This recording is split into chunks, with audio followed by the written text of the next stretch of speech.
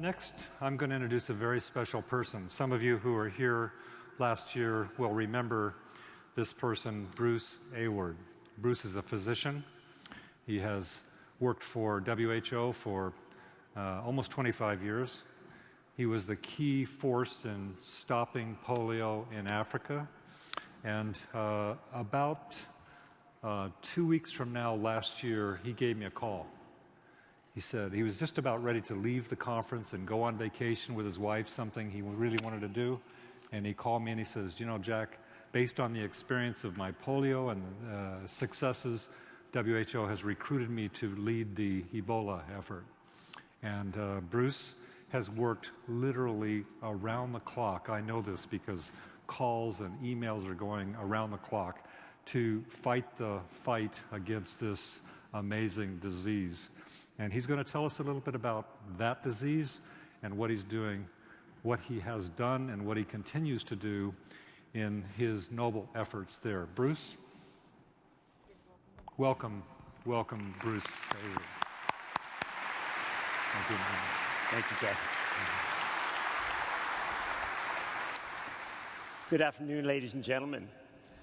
Over the last 12 months, we've been struggling with probably the greatest challenge we've ever faced in international public health, as we've struggled with the Ebola crisis that you've seen unfolding on your television screens and on screens like those around the world. This afternoon, I'd like to tell you a little bit about the extraordinary international response and national response to this crisis, a little bit about the central role that GIS has played in helping guide and steer this response over that 12 months. But the most important message I want to leave you with is that this crisis is not over. It may have disappeared from our television screens, but is very much still a part of life in these countries of West Africa. And the main reason I'm here today is to remind you of that, remind you of how much is still to be done, and how important GIS and the skills that many of you have will be to helping us get this finished. To begin the story, I wanted to introduce you to the virus that you've been hearing so much about over the last 12 months. This is the Ebola virus, and this is why you're hearing so much about it. This virus can kill 90% of the people that it infects. There's no vaccine, there is no medicine, and there is no cure. And we don't know a huge amount about this disease. And in fact, we've only known it for about 35 years now, since it first emerged from an animal reservoir, probably a wild bat population in Central Africa in the Democratic Republic of the Congo back in 1976. Over the subsequent 30 years, we did learn a fair bit about this virus, and as of last year, we thought we knew the virus pretty well, as it infected and caused outbreaks in more than 24 different outbreaks in half a dozen countries clustered around Central Africa, as you see here on this slide, represented by these white dots. And during the course of that time, we came to think that we knew how to control Ebola, because although we didn't have a vaccine and we didn't have a drug that would work, we did know how to diagnose it. And we learned over the course of those outbreaks and those 30 years that by really engaging the communities that it struck and educating those communities about this terrifying disease, and then concentrating efforts on finding every single case, getting them into a treatment center where they might survive with supportive care, and then tracing every one of their contacts so that they could be rapidly isolated if they became sick. By doing those things, we could break the chains of transmission and eventually stop an outbreak. The other key piece of the response was ensuring safe burials, because this disease is one of the most unforgiving that we know. This disease, not only does it make it impossible for families to care for their sick without getting sick themselves, but also it does not let them bury their dead with the dignity and the rituals they would like, because that is when these bodies can be the most infectious and the most dangerous. So though we learned all these things, when this virus hit West Africa in 2014, it hit it with a fury and in a way that made us go right back to the beginning and question much of what we'd learned about controlling this disease, especially on the scale with which it struck in West Africa. In West Africa, this outbreak began much the way we saw in Central Africa. A little village in an area called Gekedu here in the eastern part of Guinea became infected when somebody came in contact probably with an infected bat. We're not exactly sure how this outbreak happened. But instead of remaining in that village and causing carnage really in that single place as it had in so many other occasions, or most of the occasions and previous outbreaks, the virus did something very different. In this part of West Africa, the virus took advantage of the fact that people had never seen it before. They didn't recognize the disease. They didn't understand the disease. And when they finally began to, they began to generate rumors about what it really was. And the virus took advantage of this, as you can see here. And it spread relentlessly across West Africa, across Liberia, Sierra Leone, and Guinea. And by the end, over 26,000 people had been infected with this virus, and it left over 11,000 people dead. And stopping the outbreak would require an extraordinary national and international response. But before we even got to that, scenes like this were becoming more and more common across the rural parts of these three countries. Terrifying scenes like this where specially clad teams would have to come and carry away the dead so that people could not even pay their final respects to their loved ones. And as terrifying as scenes like this, as terrifying as the virus itself, were often the people that came to help because they were covered in garb like this, which we've become so familiar with now, again on our television screens and in our newspapers. But imagine if you're living in a very rural village, one of the poorest areas of Africa, and people like this are coming to take care of your sick, to take away your dead. It's a terrifying, terrifying thing for anybody, and especially in these environments. These environments further complicated the response. As you can see from these pictures, this part of West Africa is one of those beautiful places I've ever visited in my life. Beautiful mountains, beautiful waterways, but every one of these things make it that much more difficult to mount the response that we needed to. It isolates the villages and allows rumors to run rife about what this disease was all about and what the intent of the foreigners who were coming to help were really all about. And as a result, the disease, again, as I mentioned, took advantage. What you see here is what we call the epidemic curve of the first months of this outbreak. And you can see, but by August, something very different was happening than had happened in any of the other Ebola outbreaks that we'd come to know and on which we'd based so much of our experience. By August, all of a sudden, the virus had started to increase like this, what we call exponential growth. That had never been seen before with this virus, suggesting that it was beginning to spread at a rate that might become uncontrollable. Very shortly after that, there was international panic when suddenly this virus was found in Nigeria as a result of the international travel of somebody affected by the disease from Liberia. Very shortly thereafter, a case was found in this country, and then in other countries in Europe and other countries of Africa. Nearly 10 countries in total suffered an importation or experienced this disease. And at that point, the Centers for Disease Control here in this country, working with what was imperfect data, but the best that they had, made projections, the horrifying projection that we had only seen the beginning of this crisis, and that we could see over 1 million people dead from Ebola, something unimaginable only years earlier, but within 6 months of when they published these findings. Ladies and gentlemen, that led, that combination of events, to the declaration on the 8th of August of an international emergency and crisis, requiring an extraordinary international response to help the governments of these countries, the people of these countries, to get Ebola back under control. But what happened next was even more extraordinary. Instead of an incredible international effort to help these countries to isolate the virus, what happened was international panic and often hysteria, fueled by a lack of understanding of what Ebola was and how it spread.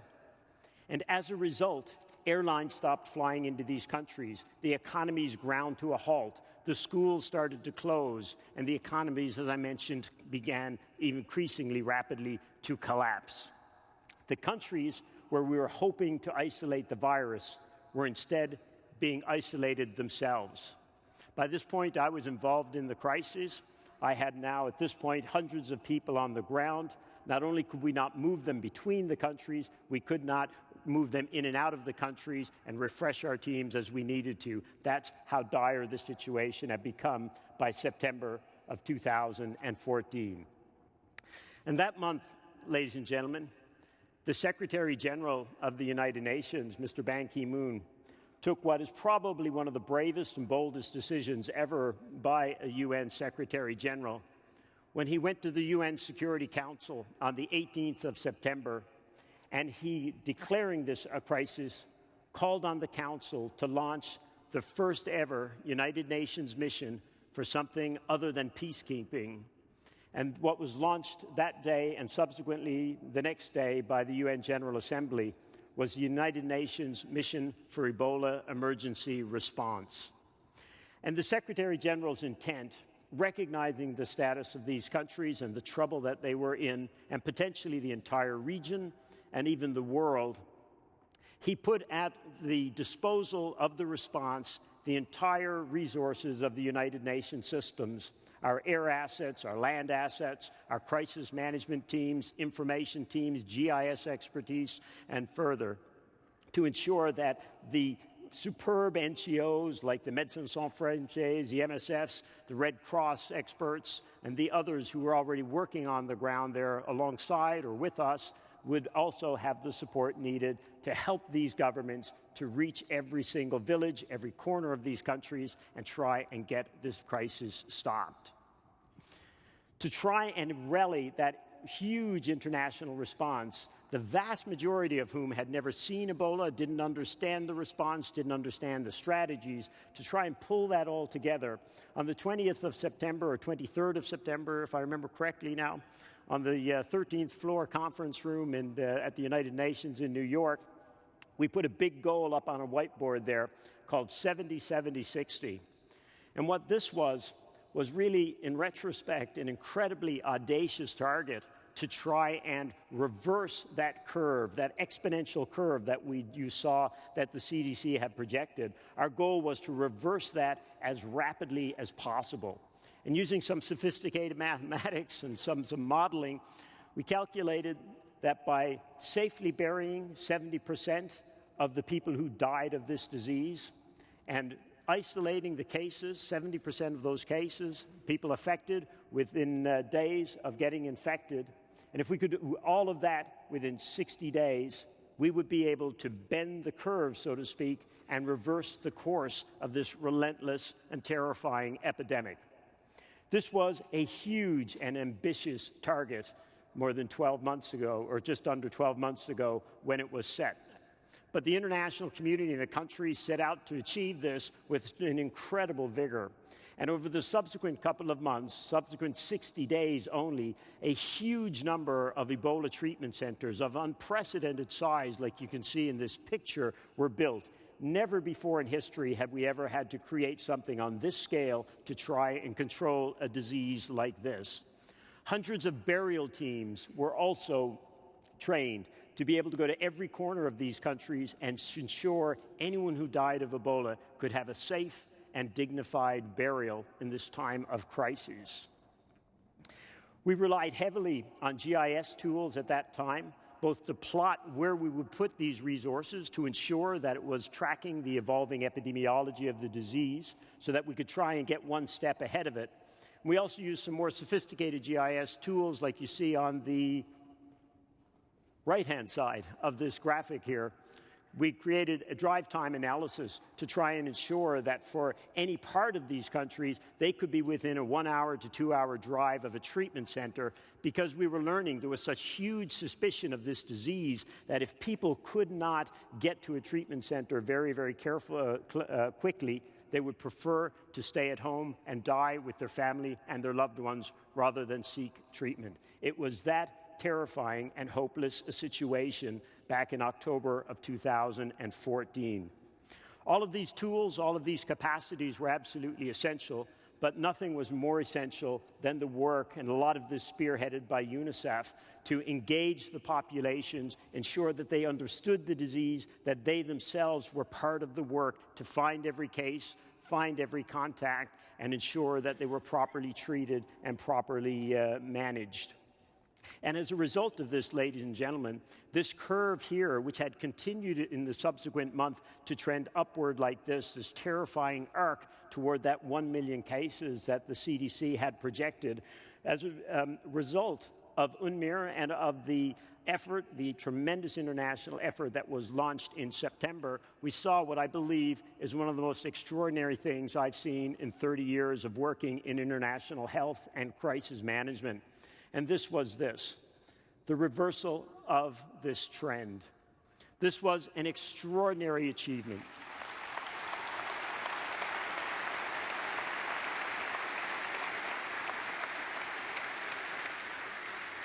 I just wish that the hundreds and thousands of people who made that happen were here to hear your applause, ladies and gentlemen, because there's a lot of very, very brave, very, very courageous people who deserve to hear that. I will see a lot of them toward the end of this week, though, and I'll pass it on. But this is the impact, ladies and gentlemen. And with this, obviously, there was a tremendous resurgence of hope that this thing could be gotten back under control.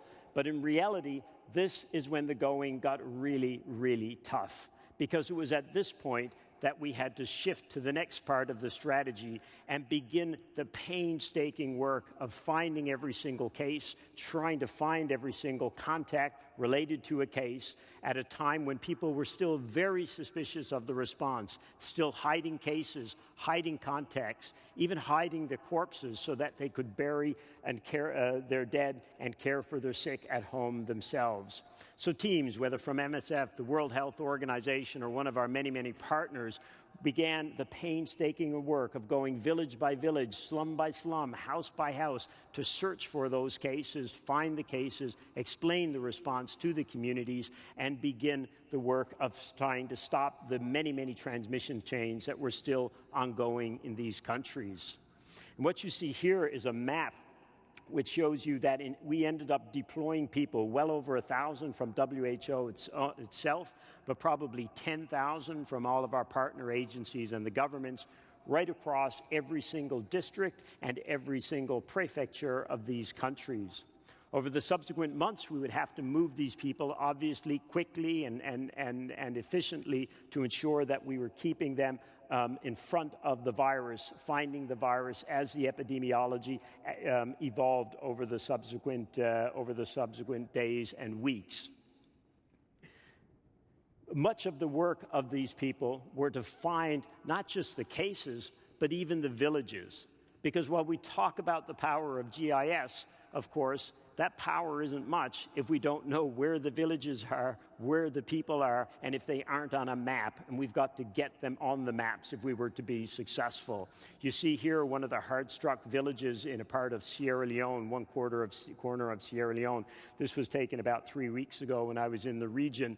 And already the rains had begun there. As you can see, the roads were getting almost impassable, but still the virus was persisting in some of these very difficult and far-flung areas. And I would remind you how important it was to get to zero, because in Guinea, where this had all begun, the virus twice had been thought to have been gotten to zero before it took off again and exploded, because every single case, every infected village had not been found.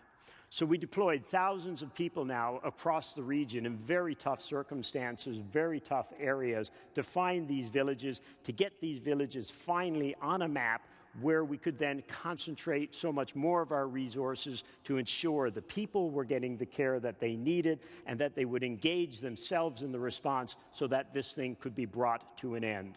And it wasn't just the World Health Organization that was out there, or MSF or UNICEF and those other agencies. There were also huge work being done by supporting agencies like the World Food Program, who was ensuring that we got the food necessary out to these communities so that they could be taken care of as they remained at home and tried not to infect others while we determined whether or not they themselves were sick with the disease. This was a huge effort, huge logistical effort, much of it guided by the kind of work that you do, by the kind of tools that have been developed through the GIS community.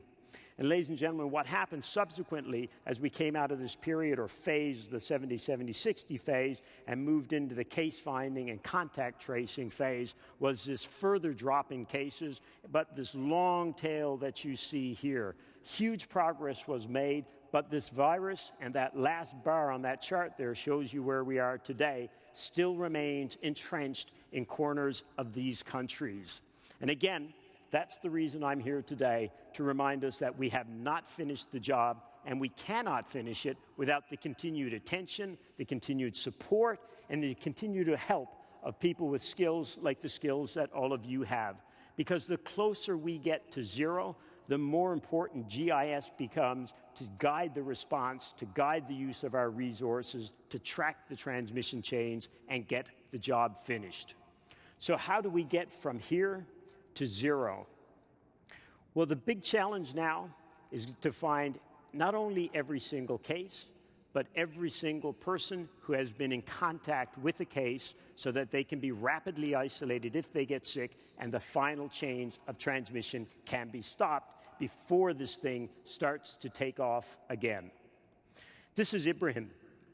Ibrahim is a 6-year-old boy that I met about 6 weeks ago when I was in one corner of Sierra Leone in a place called Kafur Ibrahim was, when I first met him about 6 weeks ago, he was a contact. His grandmother, if I remember correctly, had been sick with Ebola and was in a treatment center at that time. This mischievous little boy was a contact at that time. The second time I went to his house, about 3 weeks later, he was a case. Ibrahim had been taken to one of the treatment centers himself and was sick with the disease. When I was last in the region and went to his house, Ibrahim was dead. And that, ladies and gentlemen, is the reality of this disease. It is a terrifying, heartbreaking, ferocious disease that kills the most vulnerable and, again, does it relentlessly. If we are to finish the job now, it is absolutely essential that we get an even more refined understanding of this disease, and we can build out what we call transmission chains like this, so we can understand who had the disease, who was in contact with who, just like Ibrahim, and who he was in contact with, who was in contact with him, so that we can begin, again, trying to cut down and stop these last final chains of transmission. One of the last things I'd like to do before we wrap up is show you one of these new tools that we've just developed to be able to guide this final chain or this final aspect of the program. What you see here on the far right-hand side of your screen is the entire Ebola outbreak in Sierra Leone for the last 3 weeks. There are 4 major transmission chains that you can see here highlighted. Every one of these dots represents an individual, and you can see them also on the map. And you can see from those individuals when they became infected, where they were infected, and what part of what transmission chain they are. With this, we then begin targeting into the infected areas to know exactly where the disease is, where it's spreading, and where the contacts of these people are. If I click right here, we can zoom in on one of the most important transmission chains we've been tackling in a place called Tonkalimba. And here you can see, again, the index case right here, who that person was and where the person was, and then where the most recent cases are. And with that, we can begin to guide, once again, the entire response to find every contact of those individuals, get to them as rapidly as possible, get them isolated so that we can stop these final chains of transmission. Ladies and gentlemen, as you've seen, it's been a very, very long and difficult and challenging, heartbreaking 12 months of this extraordinary response to stop Ebola in West Africa. We are not at zero yet, and the road in front of us is very, very challenging still. We still face community distrust as a result of years of lack of services in these areas. We are now in the rainy season, and I can assure you the rains there are even more challenging than what you faced here in San Diego yesterday. There are huge financing gaps still in front of us, And our information, though a huge way forward from where we were 12 months ago, is still imperfect. We have much, much better information, though, and I would like to recognize and thank so many of those in the GIS community who have been part of helping us build the kind of information you've seen presented through you here today. Almost all of this can be accessed and seen on our web portal, which I've just put up here for you to be able to access if you want to after the presentation. But still, our information isn't where it needs to be. We are still incredibly short of the expertise that we need in GIS to be able to get the job done. In each one of these countries, we may have one mapper or at most two, and often they're there, these GIS experts, only for a couple of weeks. And if people were to ask me what's one of the most important things you would want, I would want a dozen excellent GIS experts who could be out there in the field with us, helping to ensure the information that we're generating in real time is put into the kind of transmission chains, put into the kind of tools you've just seen to help guide this final response. And ladies and gentlemen, with this last slide, I would just like to remind you of how important it is that we finish the job of stopping Ebola in West Africa. The future of these children, like the future of their countries, is right now in doubt. These countries are still affected by Ebola, although they're no longer on the front pages of the newspapers and on your television screens every night. The international airlines are still not flying there. Their economies are still ground to a halt, and the futures of children like this are still at risk. Ladies and gentlemen, it is so important that we get this job finished. I wanted to share this story with you, to thank you for the contributions that we've had from the GIS community, but most importantly, to thank you in advance for staying with us, staying with the people of Liberia, Sierra Leone, and Guinea, and especially their children, and making sure we finish the job and we end Ebola very, very soon. Thank you.